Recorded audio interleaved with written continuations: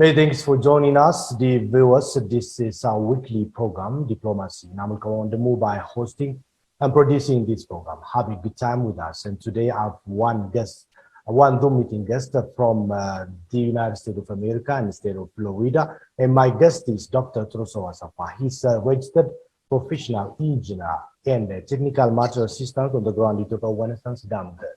Dr. Troso, many thanks for joining me and welcome to this program. Thank you for having me. Well, just to start with today, mostly we'll discuss about the Grand Ethiopia Renaissance Dam and the water resource management in Ethiopia. And just to start with, the one who was contributing a lot for the success of the Grand Ethiopia Renaissance Dam. Good. What was your feeling when you first hear the power generation of the project of the Grand Ethiopia Renaissance Dam project? Very, very, very happy. As you know, there are many milestones, but this generation of power, I consider it one of the big milestones. If I have to go back over a decade, there are few that stands out. The first time is when we start back in 2011. And then the second one, I would say that when they negotiated the Declaration of Principle in 2015, that was a big one.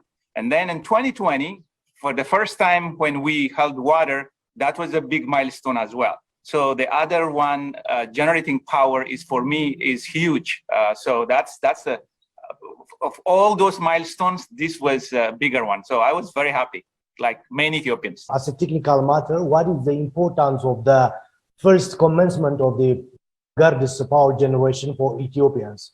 What is the importance in general? Yeah, a couple of things. So the first one is the fact that it starts generating power means it can already send power to the national grid. The connection between the GERD site and the national grid is already finished, so they can directly send the power to the central grid. By way of the central grid, it already starts to reaching other places in Ethiopia where the distribution is. So that's huge. So that means it can already start helping some of the chronic electric shortage that we have. As you know, some of the light industries, even many areas, they have this power interruption frequently. So it is huge in that it already put enough power into the central grid. That's one. The second is that because they are passing water through the turbine, they will be able to lower the water level on the middle block and dry that middle block in order to raise it and ready for the third filling this summer. So based on these two huge accomplishment, I would say that's a huge implication in terms of what we achieved on this first turbine, number 10. Good. I know you have a good attachment with the Egyptian and Sudanese scholars. And what is their feeling after the first power generation of the Grand Ethiopia Renaissance Dam? What I saw from the media that a lot was said, as they were saying before, Ethiopia did a unilateral action. So they have been saying this for a long time. So what they means is that it goes back to the 1959 colonial agreement that gave the entire Nile flow for Egypt and Sudan. In fact, that agreement says the full utilization of the Nile, and it also says that other countries, including Ethiopia, should get permit basically to do anything. So anything upper riparian countries can do is a unilateral action for them. So the big media I heard after the power generation was they were saying Ethiopia took a unilateral action. And the second one, they say it violated the 2015 Declaration of Principle that the three countries, Egypt, Sudan, and Ethiopia, signed. But if one look at the articles carefully, there is nothing that says Ethiopia should get into a legally binding agreement before generating electricity. Generating electricity is part of the construction, and Article 5 clearly says that the negotiation will continue as the construction continues. And therefore, the generation of the first power turbine, as well as the first filling or the second filling, are all part of the construction. Drought in Ethiopia is nowadays becoming a constant threat in every 1 decade or 10 years. What is the reason or the cause for this, and for the future, what is the better way to solve this problem from this root or from this background? Yes, the drought in Ethiopia right now is very concerning. This has happened for the last 3 years. This is the third years in a row that we get more than below average rainfall. So that's the driver. So I think what we need to step back is why this kind of occurrence comes frequently and what we should do about it.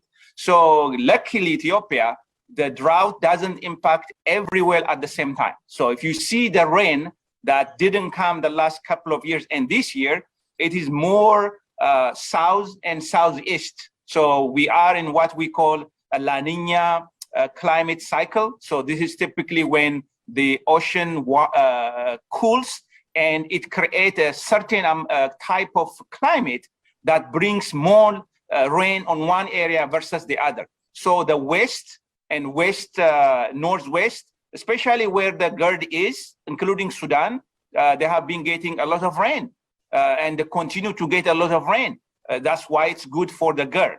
But on the other hand, the south and the southeast has been very dry, below average. So typically when we get this La Nina, it gets a minimum 2 years. This is the third year.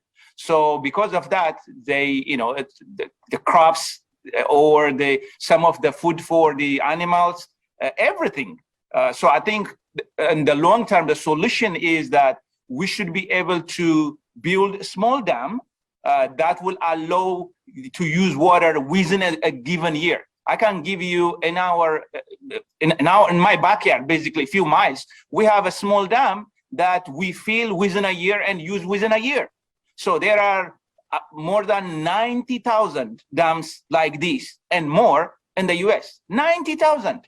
So Ethiopia would need a lot of these small, medium dams to be able to store water during rainy season and then use it in a dry season. This is not a huge dam for multi-year storage. No, within year storage. And as you know, Ethiopia's rainfall is highly seasonal. So we get in 2 to 3 months, basically 70–80% of the rain. And the other months are typically dry. So we do need to have that. That's one. Second is having the tool to put an early warning system. This is not something we haven't seen long time ago. If you see some of the climate, some of the data that was out way back, not today, even a year ago, this is expected to come. So what happens is that if we put up in place a drought warning system, not only just the system, what are the different actions that we should do depending on what? So we do have, for example, here, we call it a water shortage mitigation plan. In fact, droughts, whenever we say drought, it's just only climate. No, it's the water shortage. We have to include how much water you need. So you need to put a place, a drought or water shortage system, and then goes through the process. If X happens, we will do Y, and so on. So that's the only way to solve it in a long term. Going forward, with change in climate, what we are seeing is this erratic behavior of rainfall. So there will be high, there will be low, and these cycles continue to repeat. So as far as the long-term solution is putting in place drought warning system, implementation, building small dams, those are the one I can see them. What is the Grand Ethiopia Renaissance Dam's role in minimizing drought and climate change in Ethiopia for the future?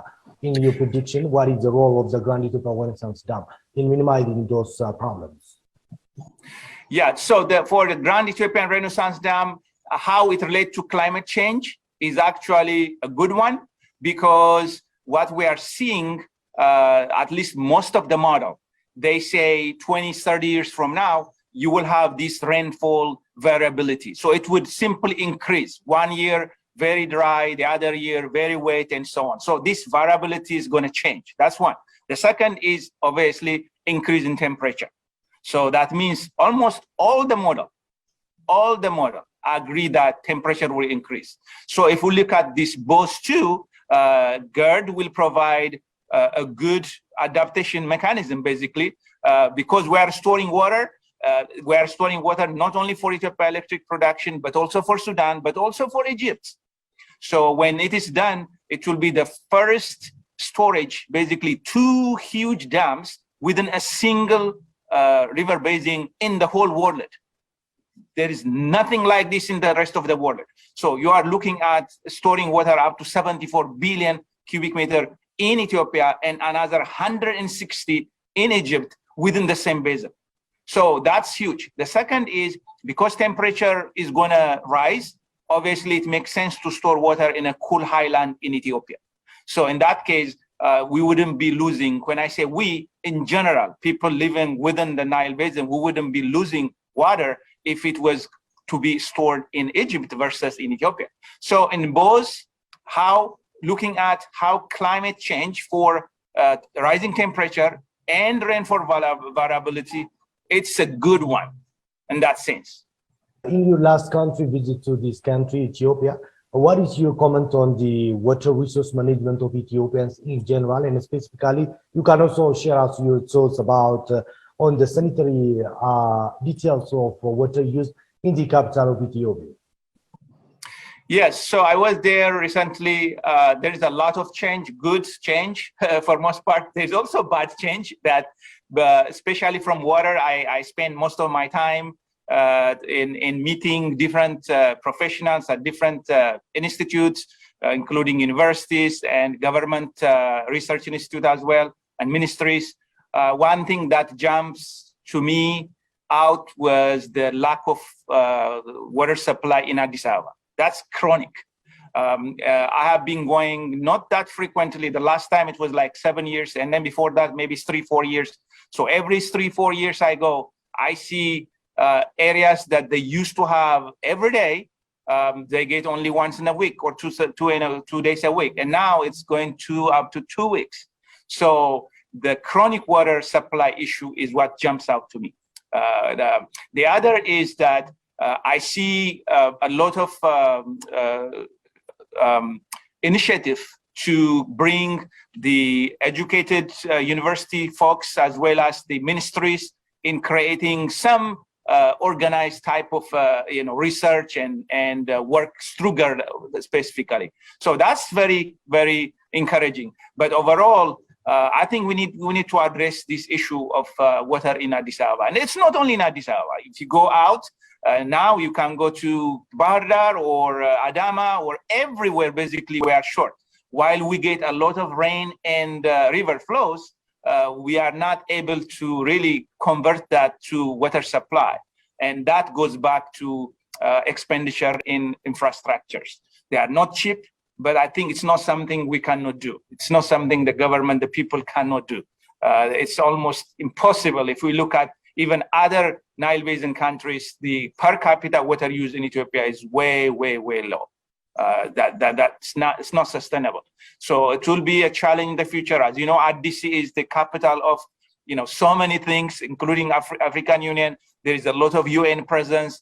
There is a lot of business with the airline, the tourists, seasonal population that comes, and businesses later on. At some point, they will get away from Addis just because there is not enough water. So this is going to be a huge issue for the city to keep the businesses, not just residential, non-residential water use is critical. Business will definitely look, where can I go in East Africa or Eastern, Southern Africa or somewhere else that I am guaranteed to get water. I don't blame them if they take their business away from Addis Ababa. So that's a huge issue. To solve this problem or the shortage of water supply in the capital and the nearby towns of the capital, the Oromia regional state, what is expected from the government, or what is your recommendation to solve this problem? In short, what should be the way forward? Good. This is excellent question, and this is the root cause of what's happening. There is two things. I was looking at the data itself. Today, we are estimating about 5.2 million people in Addis living in. So if we just assume a generous per capita water use, we are looking at only 40 to 43% coverage. That's it. So we're not even close to 80, 90% of what we need today. We're not talking 20 years from now. So typically you look 20 years, 30 years out. No, forget about 20, 30 years. Today, we have a coverage of only 43%. What does it mean? That means at some place, they should not have water in order to cover it somewhere else. So that's why. So we do need to build not only groundwater, but also surface water. So we will need tremendous amount of investment, and specifically there has been a lot of studies, by the way. It's just a matter of how do you get this into the implementation phase. So they would probably need to develop additional groundwater, but groundwater itself is not enough. Then you would need probably an interbasin transfer from neighboring states. For that, you need to figure out what is the best way of building these resources. So from some of the earlier studies I have seen, you're looking at probably a $3.2, $3.5 billion investment to get there. So what the government can do is it cannot also shoulder everything. Some of them, of course, they have to come up. But the other is they have to create an institution in a way it can cover some of the costs. Properly pricing water itself is a huge one. And I can tell you from my studies, Addis Ababa water is not properly priced. That's a different issue. But also without providing enough water, you can't just say, hey, I'm going to hike the price. No, you deliver the water and then properly price it as well. So many things that could be done to me is that you need a huge investment. Some of them has to be covered by the government, some of them by international organization. We have to borrow some of the money, but we have to recoup some of the money through the investment, through the sale of water. We have to make sure how much of the water is non-revenue. We call non-revenue is basically you are not getting paid for it. So it includes waste, it includes use for other factors like parks and so on, or it includes theft. So all these are we call non-revenue water. So in this case, that percentage is very high. It's about 46, 47%. So even 15% reduction on non-revenue water can bring you also. So there isn't one silver bullet. It has to be a combination. You need to create new infrastructure, potentially with basin transfer.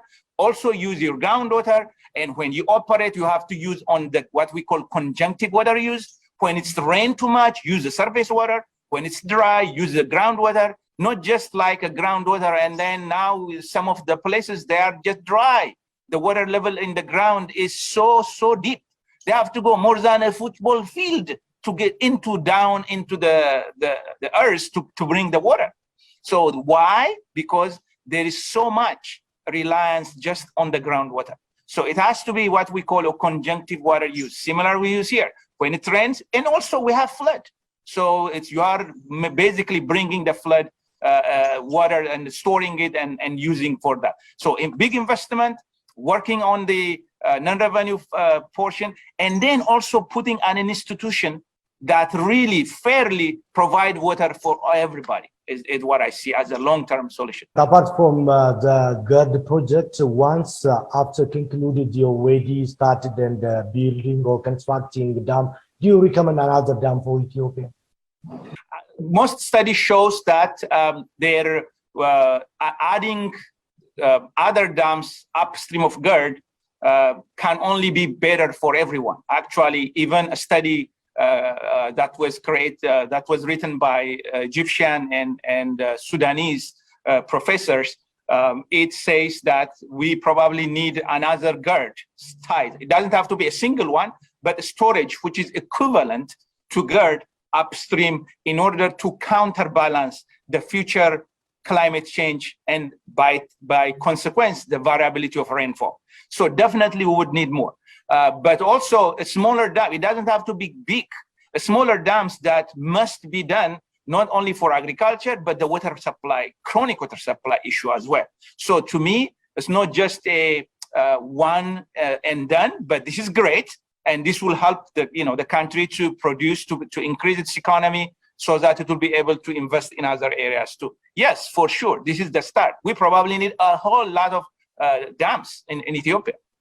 What would be the next steps for the Grand Ethiopia Renaissance Dam? Here, you can also explain your reasons in your technical terms and maybe. Next step, I think now they are planning to restart the negotiation and at least have some agreement on the first filling. When I say first filling, it goes all the way to 74. So that means the GERD becoming operational. So you're looking at by 2023. So that would be good if they get, and then they can tackle the most difficult problem, which is water sharing. So it is that sticky point, which is in one way or another that doesn't allow them, that didn't allow them so far to get to negotiation. From what I heard from the project engineer at the GERD side, they expect to finish the rest of the turbines to be in place and basically complete the project within 1.5 to 2 years, and maybe 2.5 years. So within 2 years, they should be able to finish that. That finished means that you have a lot of power coming in for internal consumption, for selling and getting some needed foreign currencies. So the next step to me is that continuing to put the turbines and some of the work. Immediately, they have to raise the central block to 590. So basically, immediately, they need to dry the central block and raise that and finish all the way to 590 in terms of the concrete. After that, I think they have to go and look in terms of the water sharing and this shouldn't be too complicated. I mean, to me, it makes sense for all the 3 countries and the others within the Nile Basin to have some working relationship rather than trying go, another 10 years just to negotiate something else. I mean, it becomes really, really difficult for everyone. Based on your long-time experience on the area or on the water area, apart from the power generation for Ethiopians, what is the purpose or the benefit of the Grand Ethiopia Renaissance Dam, or the help that the Grand Ethiopia Renaissance Dam can give for Ethiopians and Ethiopia in general? There is a lot. In fact, most of the time, the people, they don't talk much, but I know that there are studies and there are maybe multiple documents. Some of them are with the GERD coordination group. So tourism is a huge now, for example. So you can expect once you have the GERD in place, just people, you can see here when people come to Nevada, Lake Mead, and some of their dams, people, they just come there, Hoover Dam, to watch and visit. So I think a tourist will be a huge one. Some of the locals as well, including fishing and other small-scale irrigation as well. But it doesn't have too much of irrigation there because it's very small and it's not useful at all. There are also others. I heard from some of the documents that because it goes back all the way 246, 247 kilometers, then you have all these small islands that will be created. So there is the good opportunity again for people to create, huge investment in terms of tourists and others as well. Others people they may not see, but I really appreciate as somebody who research is GERD is a great tool to teaching the next generation student as well. So people who do their PhD, people who do a research, their postdoc doctor, it's always amazing to have this kind of facility. Just working on the operation, how best to operate it during drought and so on. That's a thesis by itself, a dissertation by itself. So there is the educational aspect as well.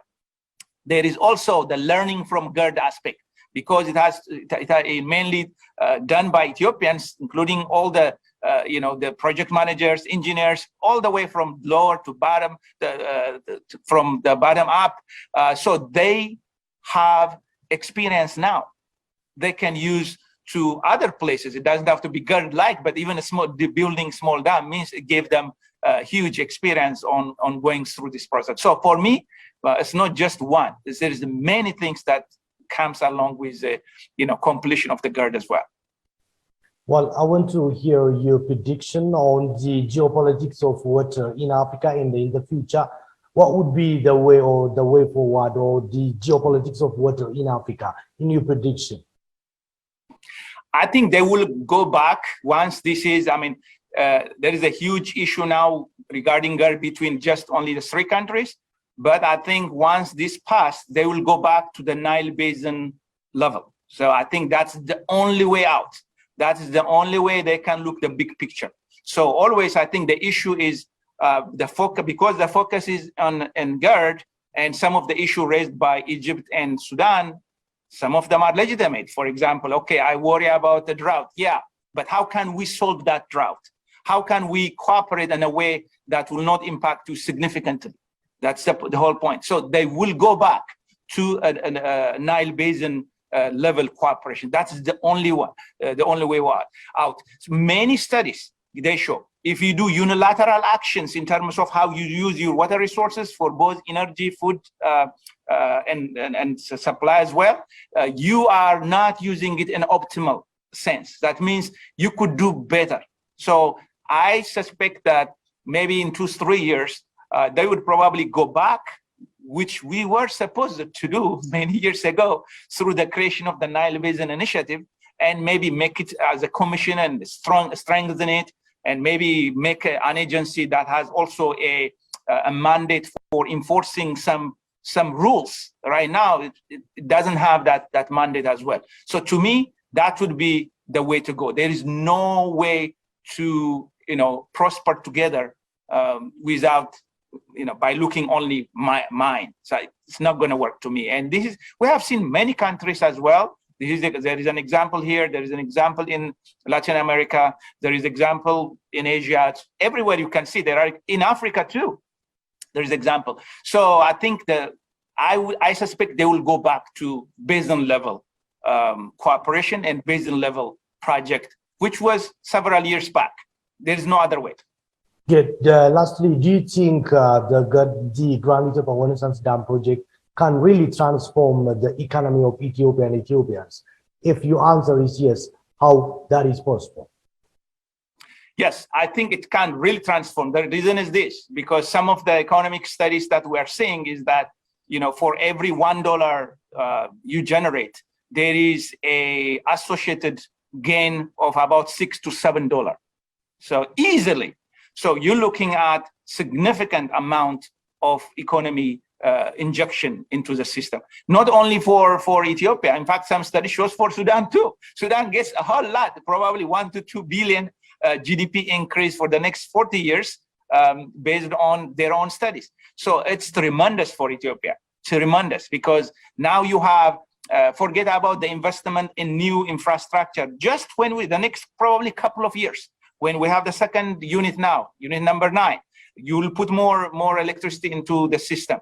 Now you are going to address some of the interruption issues for a lot of places, including light industries, which they could produce maybe double than what they are doing today because there is electric interruption. So then you are going to solve some of the water issue too. I mentioned about the Addis Ababa water to solve it. If it is a interbasin transfer, you need to push water several miles. And remember, Addis Ababa is at high level. So therefore, you need energy to push water all the way to Addis, even though you may recover it. There are many international examples like this. One is from Quito, which is from Ecuador. What they do is very similar. It's a high altitude like Ethiopia. If you want to deliver water, you need quite a bit of energy. From where the energy is going to come? GERD is one of it. So once you have the GERD, you may solve a whole lot of problem than you think, because it's significant amount of power coming into the system. Well, Dr. Truso, I'm done with all my questions. And lastly, if you have something special to say, let me give the chance over to you. Thank you very much for having me. I think this is a great opportunity for all of us in terms of GERD again. They do need support. I know it's 84% or so is finished. Only one of the turbine is now, and they are in the second one. So the estimation is every 2 to 3 months they may put one turbine. So there is still a lot of foreign currency needed. There's still a lot of money that needs to be there in order to complete it. My suggestion would be that they need to finish this as soon as possible and move on. Yeah, and we need to help them. Well, thank you so much for your time and for the beautiful explanation you gave us on the Grand Ethiopia Renaissance Dam, and as well as the sanitation and water supply of the capital and it is nearby towns. Thank you very much for your time again, Dr. Tusosa. Thank you for having me. I appreciate it. Thank you. All the viewers, this will bring us to the end of this edition. I will go on the mobile hosting and producing this program. In the next edition, have a good time.